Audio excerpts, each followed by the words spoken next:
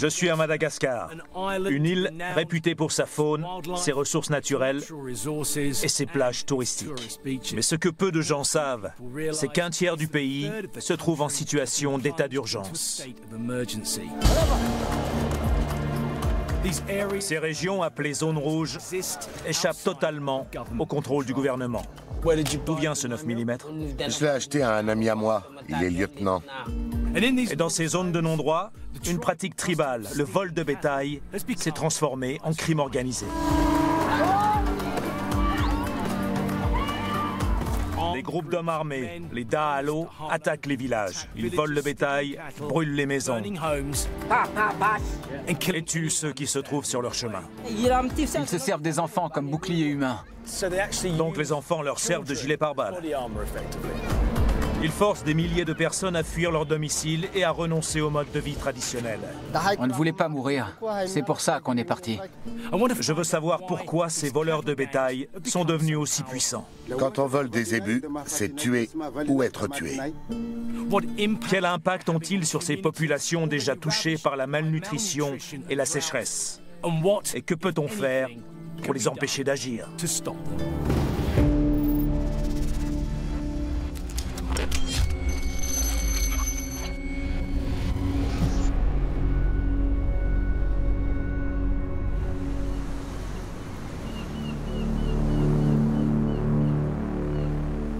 Pour beaucoup d'entre nous, Madagascar évoque une île exotique paradisiaque.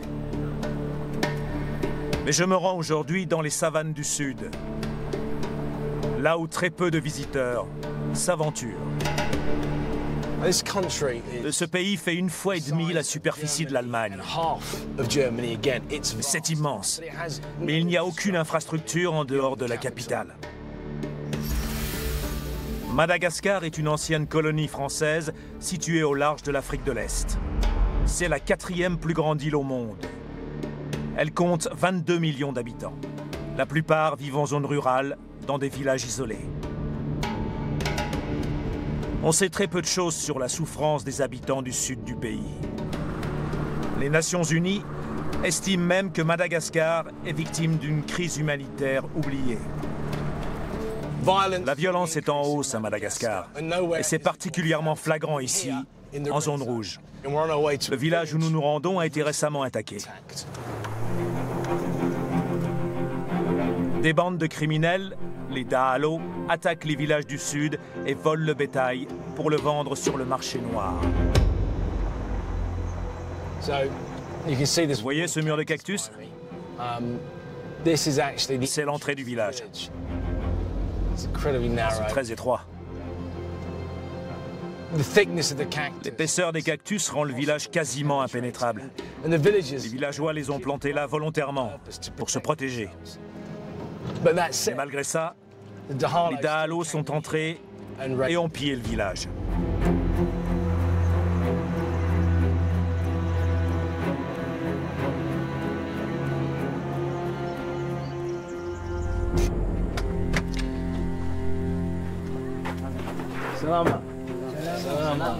Je fais la connaissance de Dune Martin, un des hommes qui ont défendu le village. Vous pouvez me dire comment ils sont entrés? Ils sont arrivés vers 4 heures du matin. Le soleil n'était pas encore levé. Ils sont entrés par une maison située à l'ouest du village. Et ensuite, ils sont venus ici. Ils faisaient beaucoup de bruit. Ils avaient mis la radio à fond et ils sifflaient.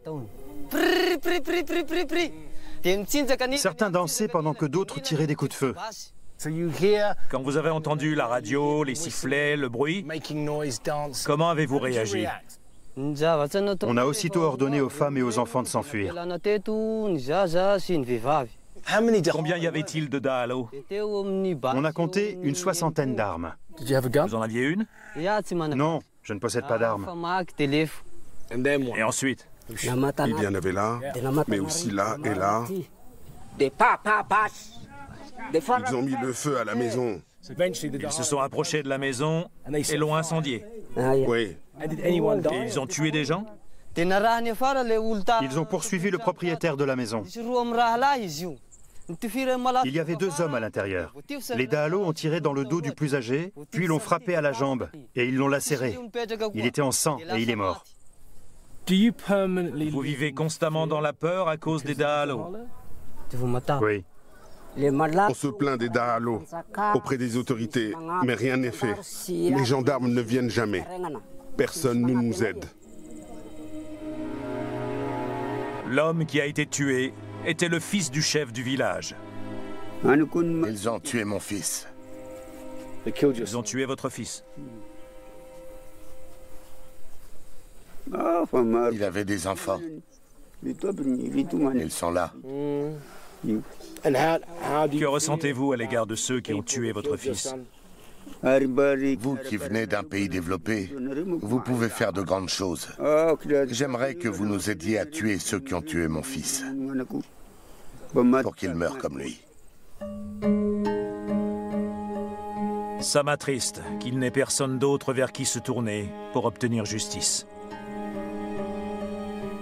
Mais ces attaques ne font pas que semer la peur parmi les habitants. Avec 200 bêtes volées, le village risque désormais la famine. Et ce cas est loin d'être isolé. En 2016, les Dahalo ont perpétré 500 attaques dans le sud du pays. Ils ont tué des centaines de personnes, ont enlevé des femmes et des enfants et volé des milliers de bovins. Je ne peux m'empêcher de penser que la plupart des gens qui viennent sur cette île magnifique ne voient rien de tout ça. Quand on visite la capitale, on n'imagine pas une seconde que ces choses-là existent. Et pourtant, la majeure partie du pays est dans cette situation. Les bovins élevés ici sont des zébus. Ils jouent un rôle essentiel. Ils n'ont pas simplement une importance culturelle. Ils sont le principal moyen de subsistance des villageois. Aidez-moi à distribuer les boissons aux invités. Les Bara sont le plus grand peuple de pasteurs du pays. J'ai été invité à une veillée funèbre par un de leurs chefs. Veda. Veda, moi c'est Ross. Soyez le bienvenu. Nous sommes attristés par ces obsèques, mais heureux que vous soyez là. Ce sont les obsèques de la mère du chef, morte de vieillesse. Qu'est-ce qui va se passer pendant la cérémonie? Dans la tradition malgache, quand un événement majeur se produit dans notre vie, nous sacrifions un zébu.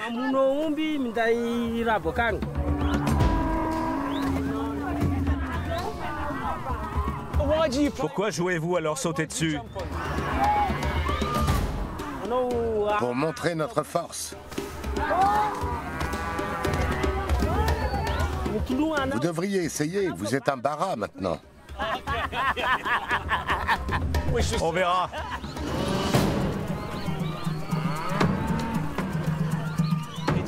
La coutume veut que quand on se marie, on apporte une dot. Traditionnellement, on volait des zébus pour les offrir aux parents de la mariée. Comme nous le montrent ces hommes, ce rituel est devenu en quelque sorte la marque des Dahalo.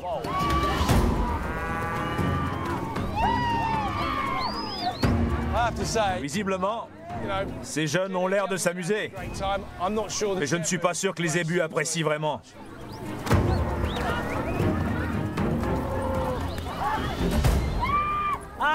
Fini de jouer. Maintenant, on va tuer le zébu.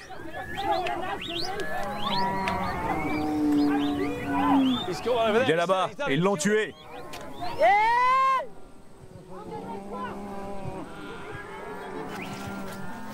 L'animal a été sacrifié. Ça me fait de la peine, mais c'est la coutume locale. C'est un animal précieux. On le tue et on le donne à manger aux personnes qui assistent à la veillée.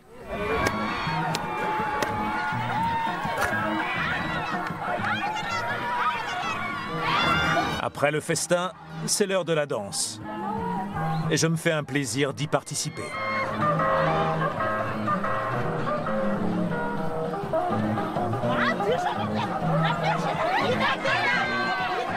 Je pourrais avoir des problèmes. Le zébu est au cœur de la culture Bara depuis des siècles. Mais aujourd'hui, C'est également le bien le plus précieux de ce peuple. 70% de la population locale vit de l'agriculture et dépend du zébu pour se nourrir et se déplacer. Pour constater par moi-même la valeur de l'animal, je me rends dans la capitale de la région.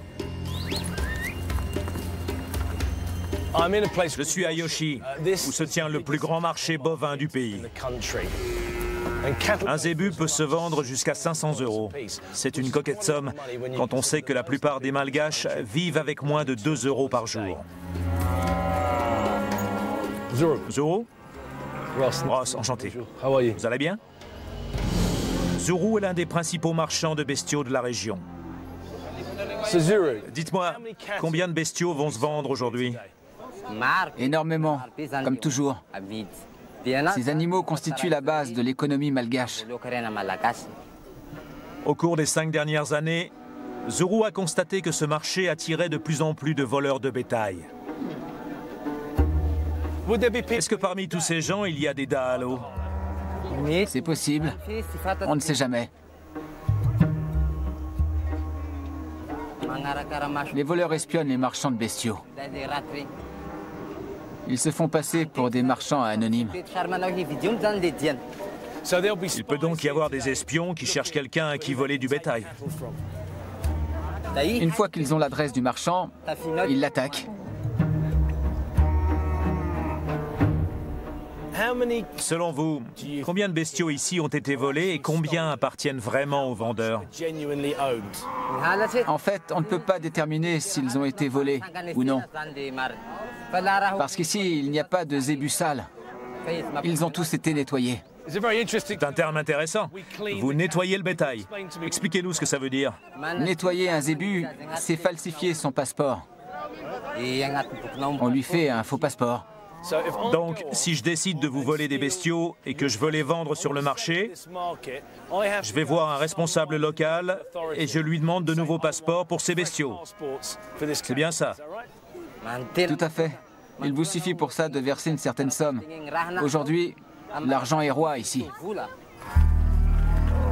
Selon certains responsables, près de la moitié de la viande vendue dans la capitale malgache proviendrait de bestiaux volés. Et la demande croissante de la Chine alimenterait un trafic de plusieurs millions de dollars. Ce qui expliquerait en partie la multiplication des attaques.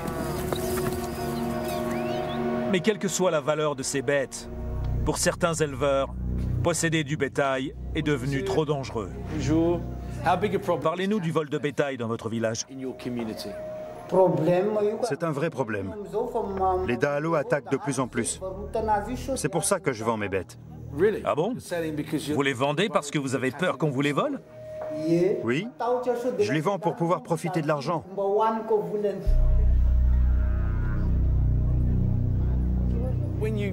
Quand on prend conscience de la valeur du bétail par rapport à la pauvreté du pays, on comprend mieux pourquoi il y a autant de vols. Mais le plus remarquable, c'est que cet éleveur a tellement peur de se faire voler ses bêtes qu'il préfère les vendre et encaisser l'argent. Personne ne sait exactement combien sont les Da'alo. Ce qu'on sait, en revanche, c'est qu'ils ont transformé une grande partie de la région en zone de non-droit. On vient de quitter la route goudronnée pour un chemin de terre. Ça veut dire qu'on entre dans la zone rouge. Là-bas, on ne risque rien. Ici, on est vulnérable. Le pays est immense. Les zones rouges représentent un tiers de sa superficie. Un tiers du pays est une zone de non-droit. Les villages de cette région isolée sont des proies faciles pour les Da'alo. Les habitants n'ont ni électricité, ni téléphone, ni aucun autre moyen de communication. Lorsqu'ils sont attaqués, il leur est donc impossible d'appeler du secours. Salam. Shalama, shalama, shalama, shalama. Je retourne voir Veda, que j'ai rencontré lors des obsèques de sa mère. Son précieux troupeau de zébus est une cible de choix pour les Da'alo. Ce village peut paraître modeste, mais Veda, le chef, et haut placé parmi les Bara. Il possède pas moins de 20 000 bêtes. Or, on sait que sur le marché, un zébu peut se vendre entre 400 et 500 euros. Ça fait de lui un homme riche. Riche et puissant, Veda a subi tellement d'attaques au fil des années qu'il a décidé de mettre en place un groupe d'autodéfense pour protéger les villages placés sous son autorité. Lance, hache, machette, toutes les armes tranchantes. Couteau, machette. Je peux voir? Voilà une hache. Super tranchant. Une lance. Mon arsenal personnel. Le couteau a été utilisé récemment. Pas sur un être humain, sur un zébu. Vous avez déjà eu à vous servir de ces armes contre les Dahalo?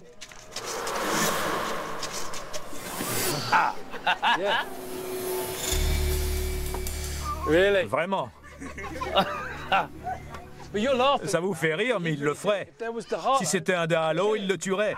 Ah oui, il faut les tuer. Veda a un objet magique pour protéger le village. C'est quoi? Un talisman. Un talisman. Oui, il protège les zébus et nous-mêmes. Chaque village de la région a son sorcier. Celui-ci en a même deux. Veda va implorer leur protection, non seulement pour lui-même, mais aussi pour les habitants et pour les zébus. Ô grand créateur, donne-nous la lumière pour avancer vers le nord ou le sud et protéger nos femmes et nos zébus. Les armes ne tireront pas, elles ne nous blesseront pas.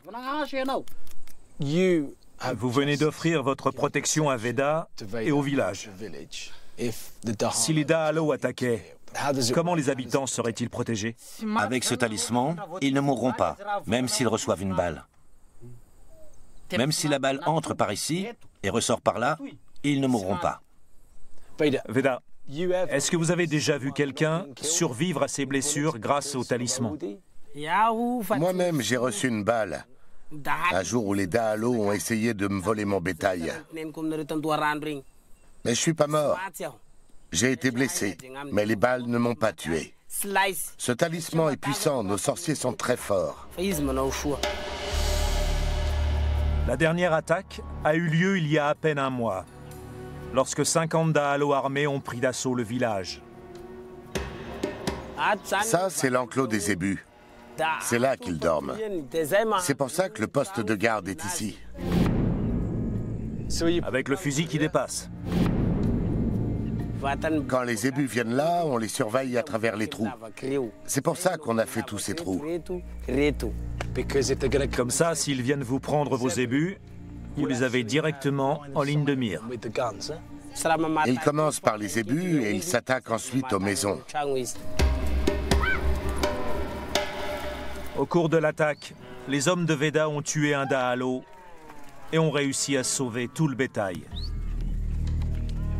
Mais une chose m'intrigue. Comment Veda se procure-t-il ces armes? Il est chargé? Non. Le canon est nickel. C'est les cartouches? Non, un pistolet. Eh ben...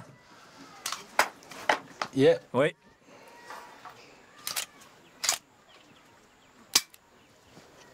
Il fonctionne. D'où vient ce 9 mm? Je l'ai acheté à un ami à moi. Il est lieutenant. Lieutenant? Dans l'armée? Lieutenant de gendarmerie. Un gendarme. Et vous l'avez payé? Oui. Combien? Je lui ai donné environ 400 €. Ça rapporte. Je me sers surtout du fusil. Veda considère que le seul moyen de protéger son village et son bétail, c'est de s'armer. Ce qui est inquiétant, c'est qu'il a un pistolet semi-automatique. Quand il affrontera les Dahalo, nul doute qu'ils répliqueront avec la même puissance de feu. Et cette course à l'armement entraînera une escalade de la violence et fera malheureusement d'autres morts.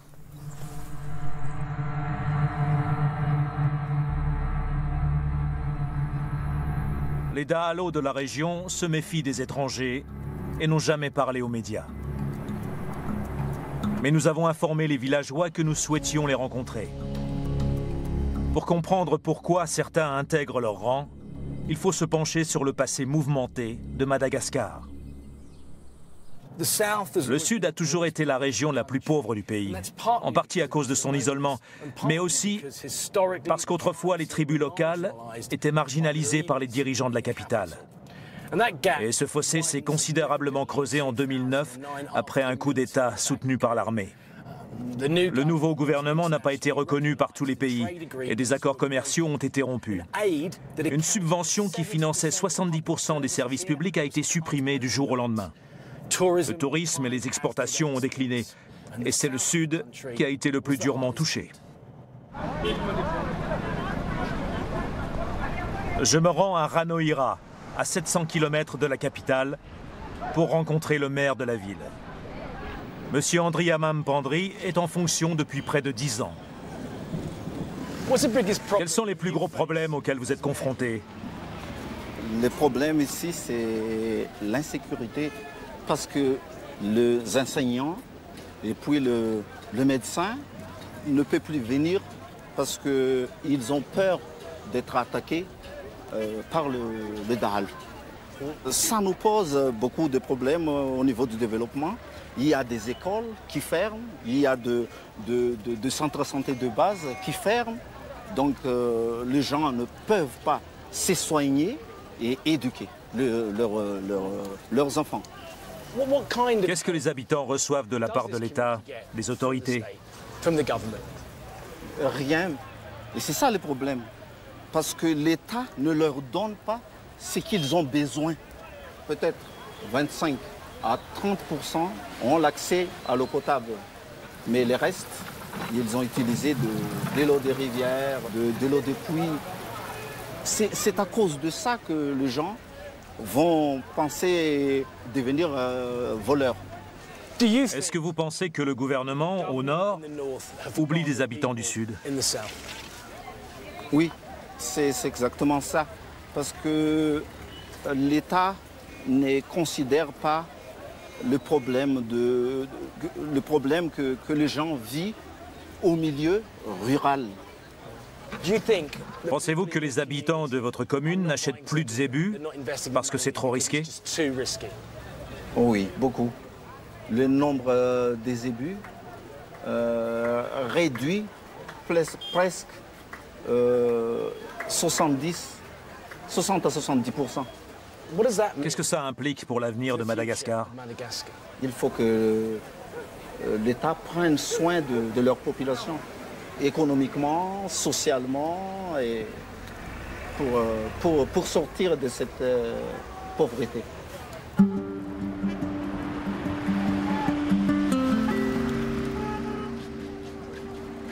Le maire a été très clair. Ce ne sont pas que les victimes de Dahalo qui souffrent, c'est toute la collectivité.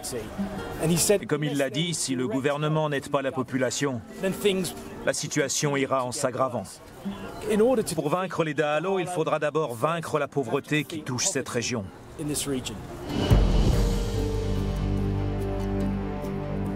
Le vol de bétail a toujours existé dans cette région. Mais les Dahalo sèment la peur et la misère dans une grande partie du pays pour alimenter un trafic de viande qui se chiffre en millions. Je veux savoir ce que font les forces de l'ordre pour enrayer la violence. Nous sommes dans la ville d'Yoshi et nous allons entrer dans la caserne de la gendarmerie. Ensuite, nous suivrons une patrouille dans la fameuse zone rouge. Capitaine Ishmael? Bonjour. C'est le capitaine Ishmael qui dirige la patrouille. Comment va-t-on se rendre dans la zone rouge? Eh bien, notre véhicule est tombé en panne. Notre véhicule est HS. Si ça ne vous dérange pas, on pourrait peut-être prendre le vôtre. Ça démarre fort. Dire que les gendarmes devaient nous emmener avec eux en patrouille. La zone qu'ils couvrent fait environ 100 km² et ils n'ont pas de véhicule. Je me demande comment ils peuvent protéger les habitants en restant à la caserne. Mais on va prendre notre véhicule et on verra bien ce qui se passe.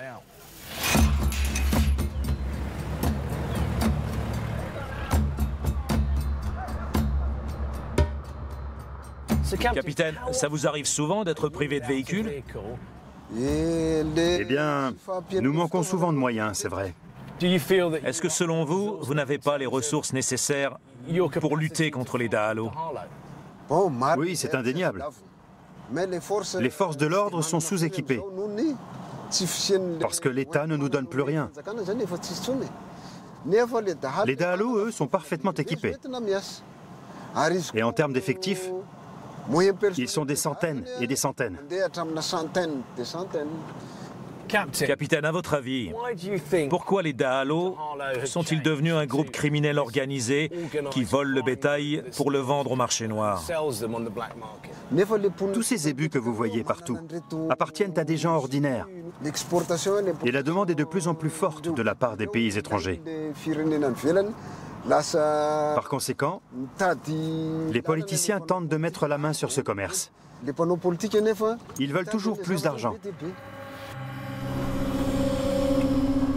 Nous nous dirigeons vers un village situé à 60 km seulement. Mais il nous faudra plus de 2 heures pour l'atteindre. Seuls 11% des routes malgaches sont goudronnées. Ce manque d'infrastructures rend le travail des gendarmes d'autant plus difficile. Est-ce que vous risquez d'être attaqué par les Dahalo quand vous êtes en zone rouge? Oui, c'est arrivé. Si on doit traverser la brousse, ils peuvent s'y cacher.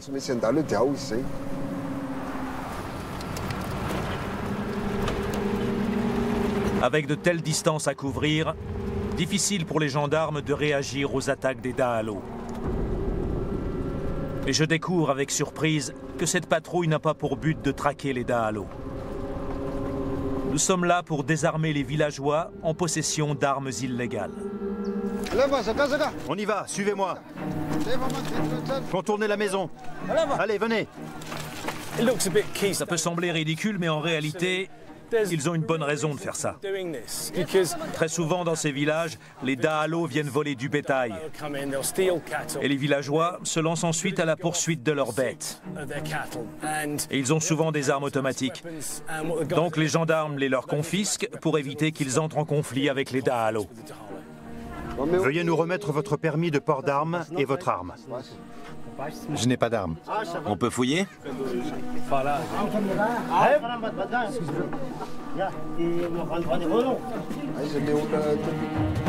Voilà l'arme. Dites-moi, ça fait longtemps que vous l'avez? Oui, très longtemps. Les Dahalo ont des armes comme celle-là. Les Dahalo ont des kalachnikovs. Je ne sais pas d'où elles viennent. Mais comme je vous l'ai expliqué, ils se les procurent grâce aux hommes politiques ou aux hommes d'affaires. Vous voulez dire que des personnes plus haut placées dans le trafic de viande, dans le marché noir, fournissent des armes automatiques aux Dahalo? Absolument.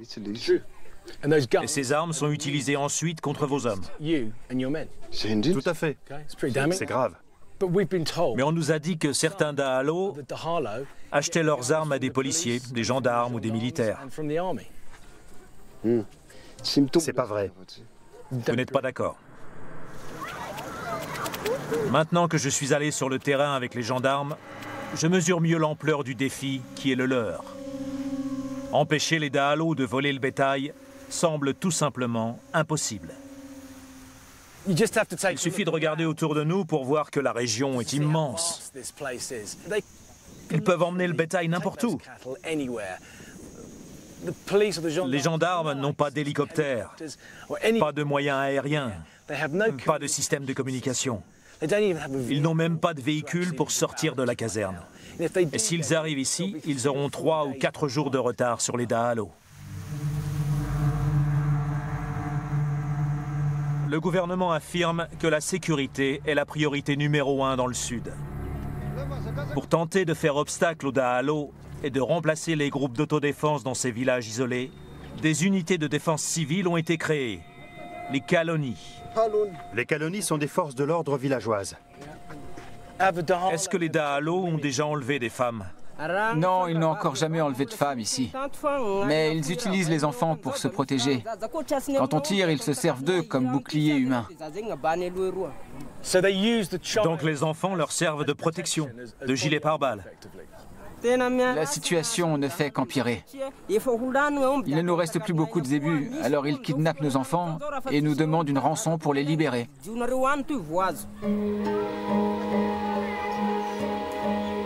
Cette récente vague de violence a contraint des milliers de familles à fuir leur domicile. Et avec la diminution des troupeaux, de plus en plus de villageois doivent renoncer à leur mode de vie pour aller chercher du travail en ville.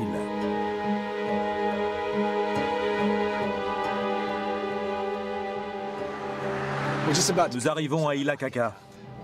Il y a 20 ans, le village comptait une quarantaine d'habitants. Aujourd'hui, ils sont 60 000. Pourquoi ?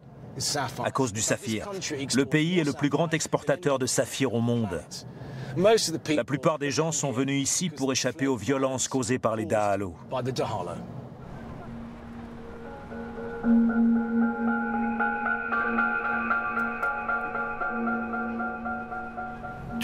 Quand on arrive à Ilakaka pour la première fois, on pense tout de suite à une ville du Far West. Il y a des gens qui cherchent des pierres précieuses dans la rivière.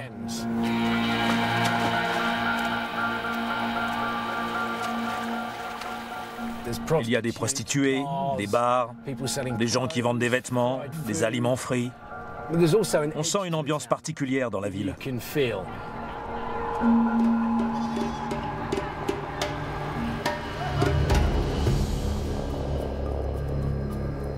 Ilakaka est entouré de grandes mines à ciel ouvert.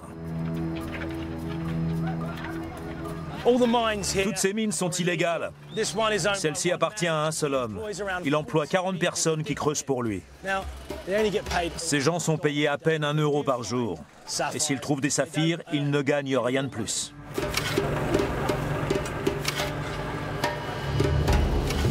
Bonjour. Toute la zone est criblée de petits puits creusés à la main. Ça fait quelle profondeur? 12 mètres. 12 mètres? Comment vous descendez? Je rêve. Il met le pied dans un sac de riz. Et ensuite, il s'accroche aux brindilles. Je ne tiendrai pas là-dedans. Je suis trop large. Non, c'est trop petit. Il ne faut pas être trop grand. Combien de temps vous y restez? On descend à 2 et on y reste 2-3 heures. Comment vous respirez? On a un extracteur d'oxygène.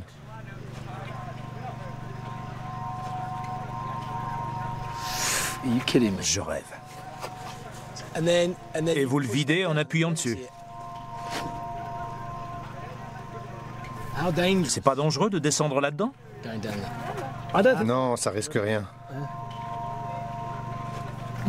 Vous dites que ça ne risque rien, mais moi je trouve ça très dangereux. Est-ce qu'il y a des morts parfois? Oui, ça arrive. Il y en a eu un récemment, pas plus tard que la semaine dernière. Le corps a été enterré hier. Il est mort dans un éboulement. Combien de saphirs avez-vous trouvé? Aucun pour l'instant, mais on continue de creuser.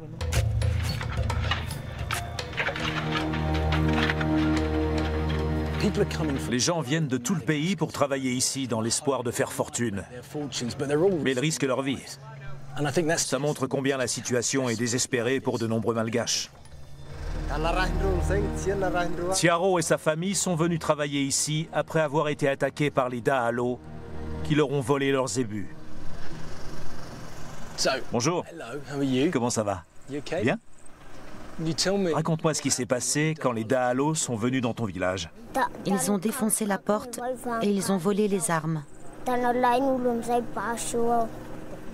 Qu'est-ce que vous avez fait quand ils sont entrés? On a crié à l'aide pour alerter tout le village. Comme ça. J'ai couru me cacher chez le voisin. Tout le monde avait peur et criait. Toi aussi? Oui. Je criais comme ça. Très fort. Selon vous, la vie était meilleure pour votre femme et vos enfants au village? Ou est-ce qu'il vaut mieux vivre à la mine? Ma femme n'est pas habituée à cette vie où on creuse toute la journée. Elle a beaucoup maigri. On ne voulait pas mourir, c'est pour ça qu'on est parti. Au village, c'était dangereux. Et ici, c'est dur. Même ici, la population n'est pas à l'abri.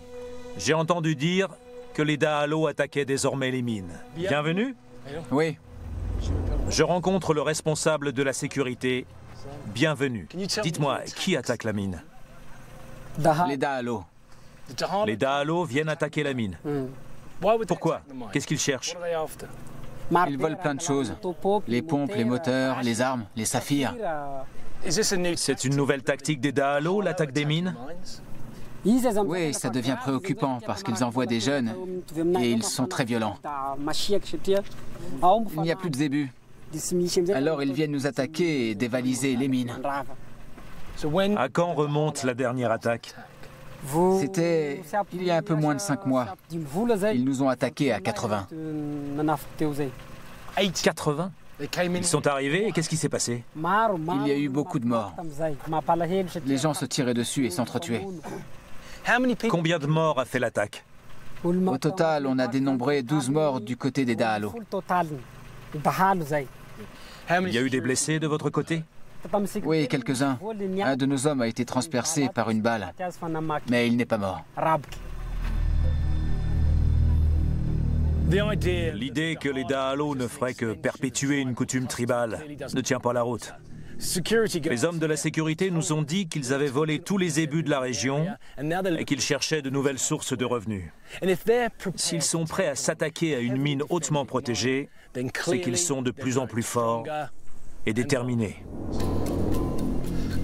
Alors que nous quittons la mine, nous apprenons qu'un groupe de Dahalo a accepté de nous rencontrer. Mais ils imposent leurs conditions. Après des semaines de réunions et de négociations, on a enfin réussi à organiser une rencontre avec les Dahalo. Ils n'ont pas de téléphone portable et ils se méfient énormément des étrangers, surtout des Blancs.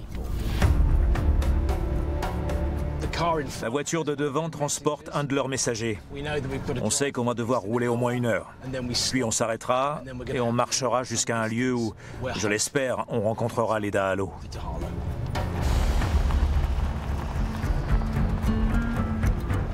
Nous ne savons absolument pas où nous allons. Nous sommes à des kilomètres du premier village et n'avons aucun moyen de communication.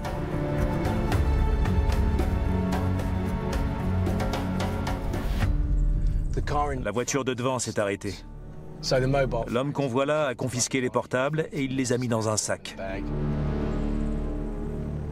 Je n'ai pas mon téléphone, je l'ai laissé là-bas, comme on nous l'a demandé. Ils sont complètement parano et ça se comprend. Si les gendarmes débarquaient, ces types leur tireraient dessus. Ils auraient trop à perdre. Et on serait au milieu. Ça y est, on repart. On s'enfonce dans la brousse.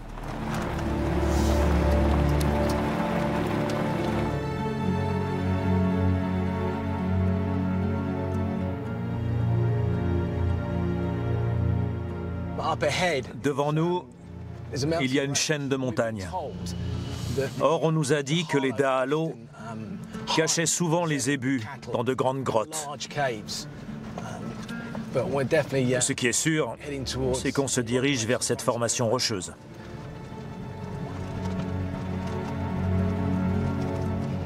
Il faut bien comprendre que ce que nous faisons là est très dangereux. On est en plein territoire ennemi. On pourrait comparer cet endroit au Far West. Là, c'est comme si on était dans un canyon et qu'on attendait que les Apaches décochent leurs flèches. Je dois reconnaître qu'en temps normal, je ne m'aventurerais pas dans un canyon à la rencontre de gens que je ne connais pas et dont je sais qu'ils sont armés et prêts à tuer. Un des messagers est descendu du véhicule. On va prendre nos précautions et se garer dans l'autre sens, au cas où ça déraperait. Comme ça, on pourra repartir illico. Mais on est quand même très exposé. Bon, voyons voir la suite.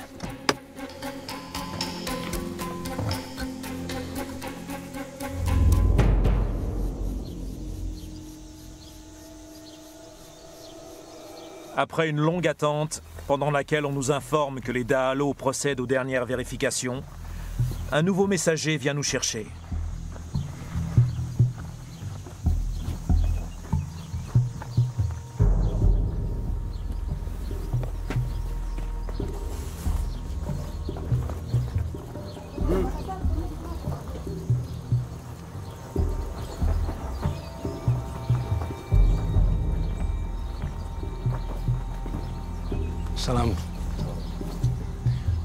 Tout d'abord, merci d'avoir accepté de nous parler.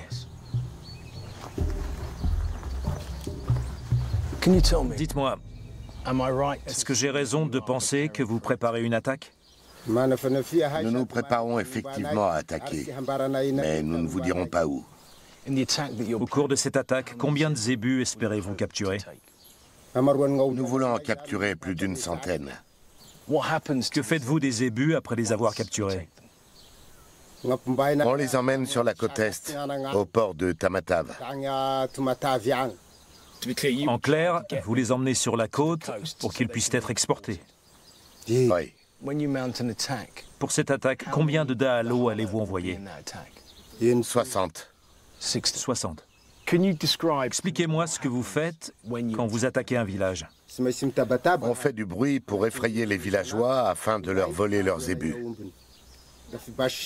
On siffle et on tire des coups de feu pour leur faire comprendre que les Da'alo sont là.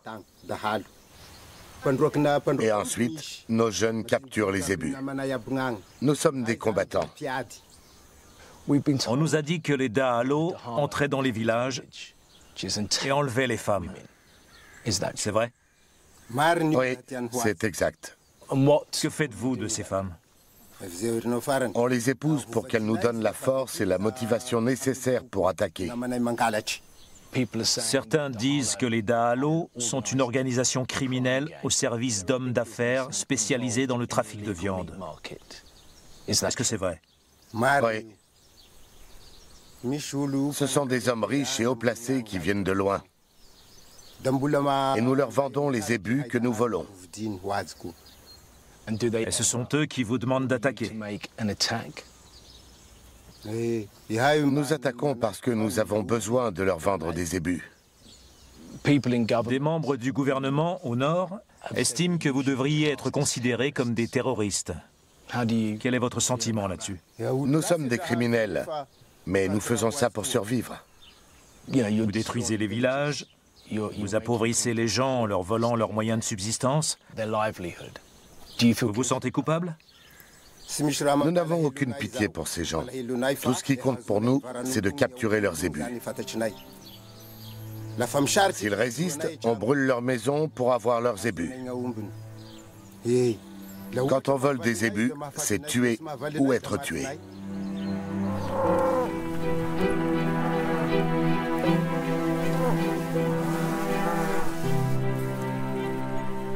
Les Da'alo ne peuvent plus être considérés comme les simples héritiers d'une tradition tribale. La violence et la misère s'aggravent ici de jour en jour. Et pendant que les grands criminels s'enrichissent, la population du Sud s'appauvrit. On ne vaincra pas les Da'alo uniquement par la force. Il faut qu'il y ait une nouvelle volonté politique. Autrement dit, qu'on investisse dans les routes, l'éducation, la santé, et qu'on mette fin à la corruption qui permet au trafic de viande de prospérer. Tant que le gouvernement n'assumera pas ses responsabilités envers les habitants du Sud et ne s'attaquera pas à la pauvreté, les Da'alo se renforceront. Les zones rouges s'élargiront et la population continuera à souffrir. To suffer.